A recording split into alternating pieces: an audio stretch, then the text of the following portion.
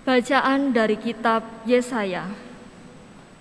Beginilah firman Tuhan, hiburlah, hiburlah umatku, tenangkanlah hati Yerusalem, dan serukanlah kepadanya bahwa perhambaannya sudah berakhir, bahwa kesalahannya telah diampuni, sebab ia telah menerima hukuman dari tangan Tuhan 2 kali lipat karena segala dosanya. Ada suara yang berseru-seru, siapkanlah di padang gurun jalan bagi Tuhan, luruskanlah di padang belantara jalan raya bagi Allah kita. Setiap lembah harus ditutup, setiap gunung dan bukit harus diratakan. Tanah yang berbukit-bukit harus menjadi rata, dan tanah yang berlekuk-lekuk menjadi datar. Maka kemuliaan Tuhan akan dinyatakan, dan seluruh umat manusia akan melihatnya bersama. Sungguh, Tuhan sendiri telah mengatakannya. Dan terdengarlah suatu suara, "Hai Sion, pembawa kabar baik, naiklah ke atas gunung yang tinggi. Hai Yerusalem, pembawa kabar baik, nyaringkanlah suaramu kuat-kuat, nyaringkanlah suaramu, jangan takut. Katakanlah kepada kota-kota Yehuda, lihat, itu Allahmu, lihat, itu Tuhan Allah. Ia datang dengan kekuatan, dan dengan tangannya ia berkuasa.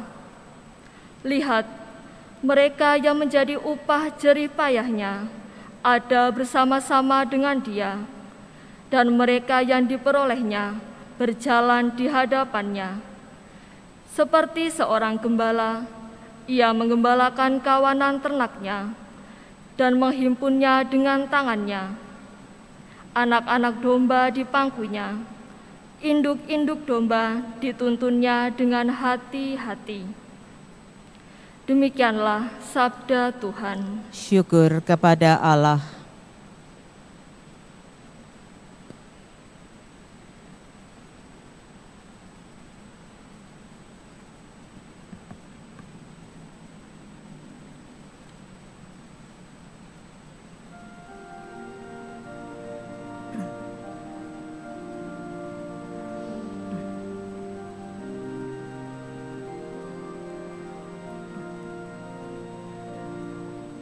Pujilah Tuhan, hai jiwaku,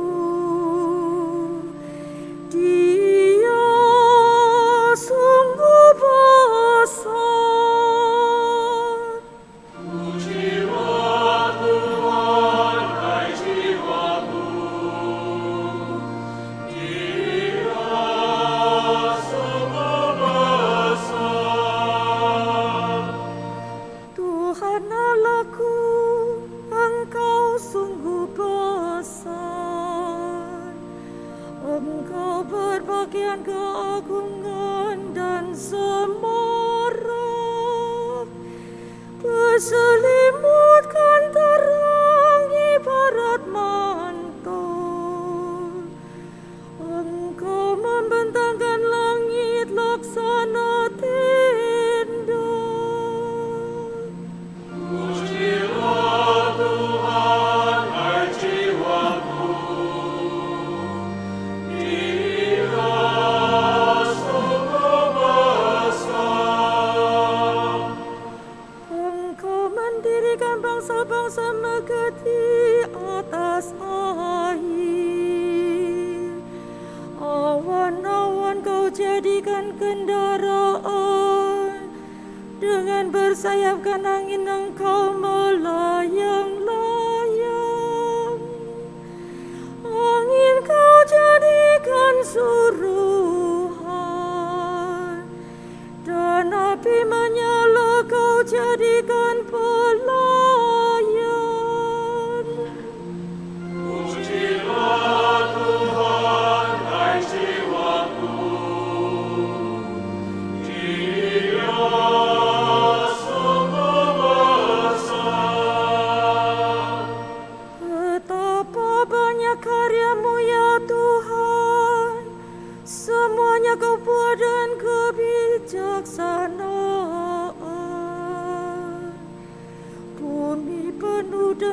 ciptaanmu. Lihatlah laut itu, besar dan luas wilayahnya. Di situ bergerak binatang-binatang kecil dan besar, tidak terbilang banyaknya. Pujilah Tuhan, hai jiwaku. Dia sungguh besar.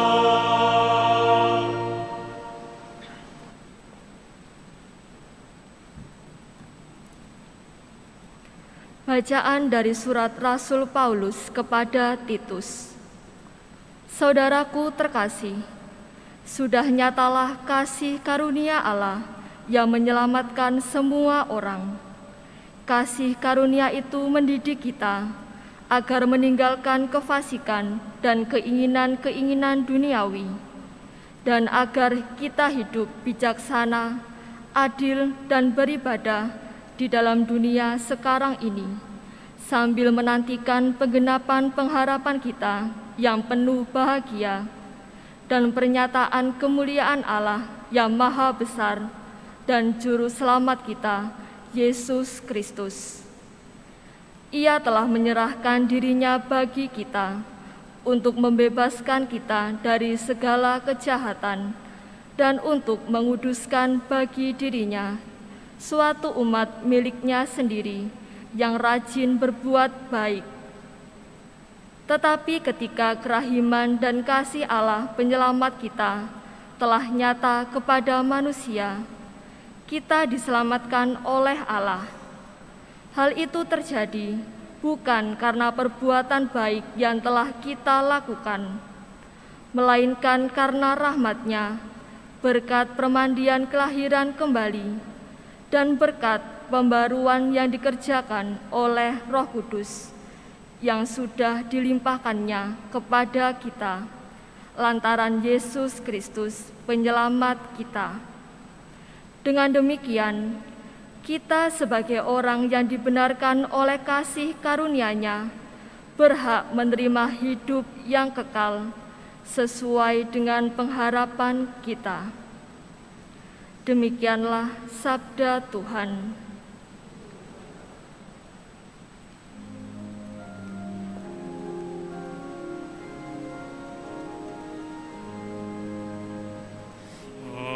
Haleluya, haleluya. Haleluya, haleluya. Dia yang lebih berkuasa daripadaku akan datang, kata Yohanes. Ia akan membaptis kamu dengan Roh Kudus dan dengan api. Haleluya, haleluya. Tuhan bersamamu.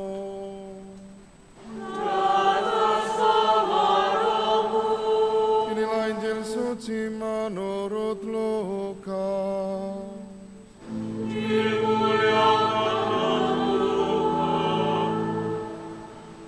Ketika Yohanes tampil di Sungai Yordan, banyak orang menanti-nanti dan berharap, dan semuanya bertanya dalam hati tentang Yohanes, kalau-kalau ia adalah Mesias.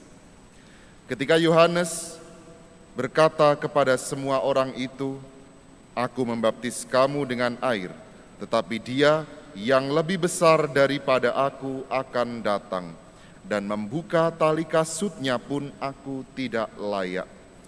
Ia akan membaptis kamu dengan Roh Kudus dan dengan api." Ketika seluruh orang banyak itu telah dibaptis, dan ketika Yesus sedang berdoa, setelah ia juga dibaptis, terbukalah langit dan turunlah Roh Kudus dalam rupa burung merpati ke atasnya. Terdengarlah suara dari langit, "Engkaulah putraku yang terkasih, kepadamulah aku berkenan." Demikianlah sabda Tuhan.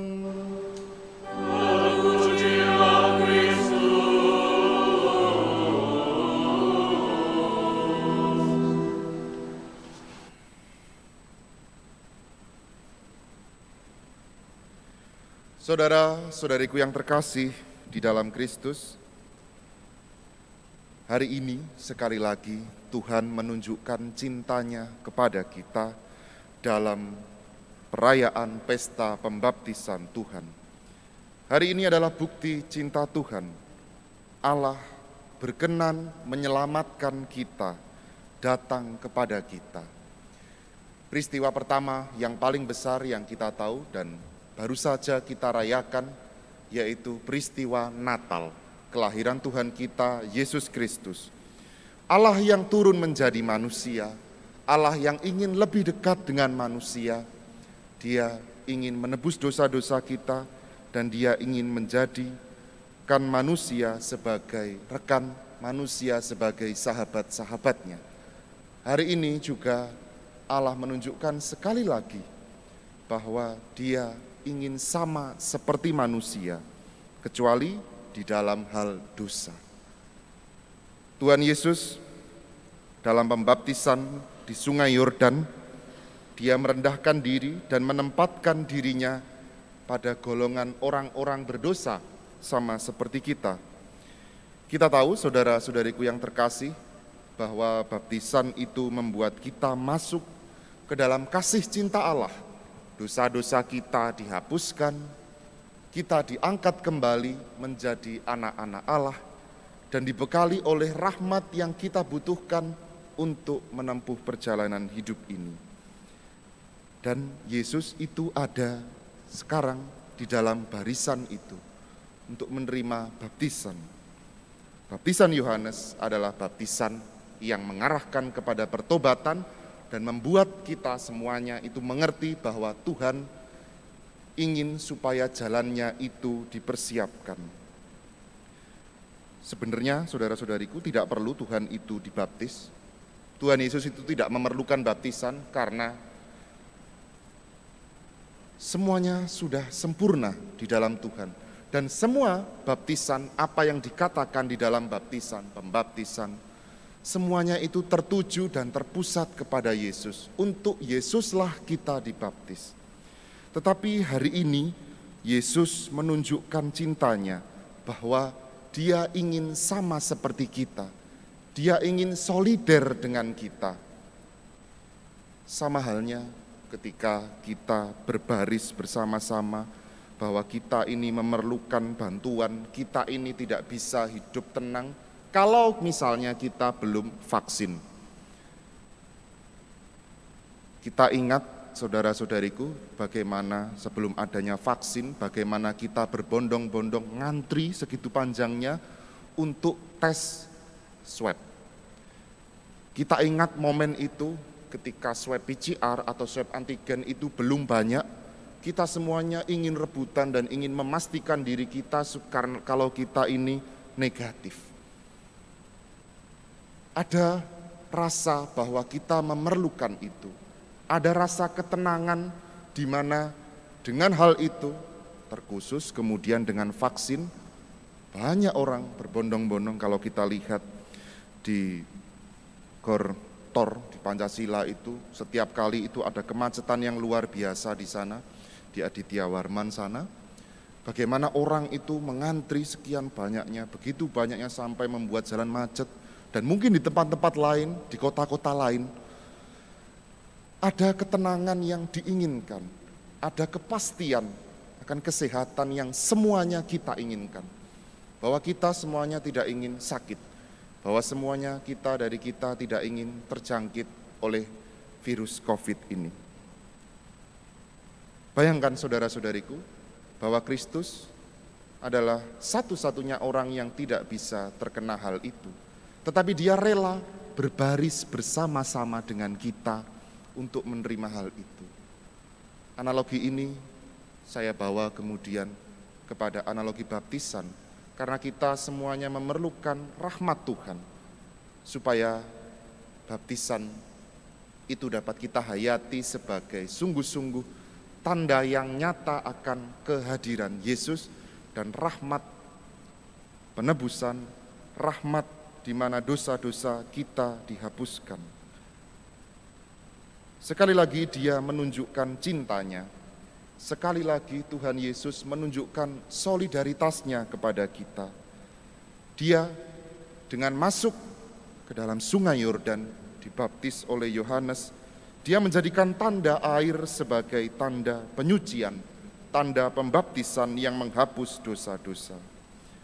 Baptis bagi kita mengartikan bahwa hidup kita, seluruh karya kita, langkah kita dibasahi oleh curahan Roh Kudus dan dipenuhi oleh rahmat Allah. Dan artinya kita membutuhkan itu semuanya. Tidak ada di antara kita, saudara-saudariku, kalau kita berdoa, kita itu meminta sesuatu yang negatif. Meminta sesuatu yang bagi hidup kita itu tidak ada artinya. Selalu di dalam doa, di dalam ekaristi, di dalam devosi-devosi kita, selalu kita memohon yang baik, selalu kita memohon yang terbaik bagi kita, keluarga, dan orang lain. Sama halnya bahwa Yesus ingin memberikan yang terbaik kepada kita. Teladan apa lagi yang harus ditunjukkan dan harus diberikan oleh Yesus kepada kita supaya kita ini sungguh-sungguh menggantungkan hidup kita kepadanya? Cara apa lagi yang harus ditunjukkan Tuhan? Cintanya begitu luar biasa kepada kita. Hari ini adalah awal karyanya. Dan kita mengerti dalam Paskah nanti, Dia menderita, sengsara, wafat, dan kemudian bangkit. Total cinta Tuhan bagi kita, saudara-saudariku. Dan baptisan yang telah diterima Yesus membuat kita mengerti pula bahwa kita diajak untuk membiarkan hidup kita dipenuhi oleh Roh Kudus. Saudara-saudariku yang terkasih, misi Tuhan Yesus di dunia ini, Allah yang turun menjadi manusia, Allah yang menjadi manusia, sama seperti kita kecuali dalam hal dosa, kita semuanya dipanggil untuk menyatukan diri kita pada tujuan dan misi Yesus Kristus. Kita semuanya yang telah dibaptis sebagai orang Katolik, sebagai anak-anak Allah, tentu kita memiliki misi di dunia ini. Untuk mewartakan kebaikan Tuhan, untuk mewartakan sukacita bahwa Tuhan Yesus itu datang untuk menyelamatkan kita. Mewartakan kabar baik, memberikan teladan yang baik. Meskipun di dalam hidup kita seringkali banyak godaan, banyak cobaan, terkadang kita semuanya ini melakukan kebodohan, tetapi Tuhan tidak pernah henti-hentinya menopang hidup kita. Tuhan selalu memberi kesempatan, Tuhan selalu memberi rahmat, asalkan kita mau percaya dan kita mau menyerahkan seluruh hidup kita ke dalam rencananya. Mari saudara-saudariku, hari ini dengan rahmat dan peristiwa hari pesta pembaptisan Tuhan, kita memulai sejarah hidup kita yang baru. Sejarah hidup yang dipenuhi oleh semangat roh cinta kasih untuk menebarkan segala kebaikan Allah, untuk menebarkan segala cita-cita ilahi, bahwa seluruh umat manusia ada untuk saling membagikan kedamaian, membagikan cinta demi membangun dunia ini. Sehingga dunia ini menjadi tahta Allah, di mana kerajaan Allah itu sungguh-sungguh hadir di dalam dunia ini. Kerajaan Allah dapat terwujud selain yang pertama-tama karena rahmat Tuhan, juga karena kita semuanya. Oleh karena itu misi kita di dunia ini itu sangat penting. Mari kita ingat dan juga hayati dan memohon bantuan rahmat Tuhan, saudara-saudariku, atas rahmat baptisan yang telah kita terima sebagai jalan penghapusan dosa. Dan kita yang terpenting setelah penghapusan dosa, kita diangkat kembali menjadi anak-anak Allah. Karena dosa asal kita tahu bahwa kita ini terpisah dari cinta Tuhan. Kita ini seperti anak tiri. Tetapi karena pembaptisan, Allah mengangkat kembali kita sebagai anak-anaknya di dalam Yesus Kristus. Dan hari ini kita juga perlu membuat diri kita semakin menyatukan dan membangkitkan semangat kasih akan Tuhan. Keuskupan Surabaya, saudara-saudariku, pada tahun ini kita semuanya ingin menumbuhkan dan mencanangkan, dan kita berjuang untuk membangkitkan semangat hidup rohani kembali. Setelah 2 tahun kita hidup dengan pandemi, dan sampai hari ini kita masih hidup dengan itu. Jangan sampai ketidakmampuan selama 2 tahun yang lalu kita tidak dapat hadir di dalam gereja, kita tidak dapat berkumpul untuk berdoa di dalam lingkungan, di wilayah, di kelompok-kelompok kategorial, kelompok-kelompok doa. Kita dibatasi pertemuan virtual, tetapi tahun ini kita semuanya diharapkan untuk membangkitkan kembali semangat itu. Kita membangkitkan semangat yang mungkin telah lama padam. Dan misi kita salah satunya adalah bagaimana mengajak saudara-saudari kita, teman-teman kita, keluarga kita untuk semangat kembali, untuk memiliki semangat kembali, menyatukan diri kepada Tuhan, datang dalam perayaan Ekaristi, ikut berdoa, dan jangan menjadikan alasan bahwa di dalam gereja itu menakutkan. Kalau kita melihat, saya sering melihat orang yang datang itu untuk pergi ke supermarket atau ke mall itu berani, tetapi untuk ke gereja itu meragukan. Padahal di gereja itu diregistrasi semuanya, Anda semua ditanya namanya, dapat nomor bangkunya, dan Anda sudah divaksin semuanya yang datang hari ini. Sedangkan kalau di pasar, sedangkan kalau di mall, terkadang tidak jelas. Peduli Lindungi ya kadang di-scan, kadang tidak, kadang satpamnya membolehkan masuk, kadang tidak. Tetapi di tempat ini, di gereja, kita semuanya boleh yakin dan kita semuanya boleh merasakan kepastian itu. Dapat di-tracing semuanya. Oleh karena itu saudara-saudariku, jangan menjadikan ini alasan untuk tidak datang ke gereja. Seharusnya kita membangkitkan semangat.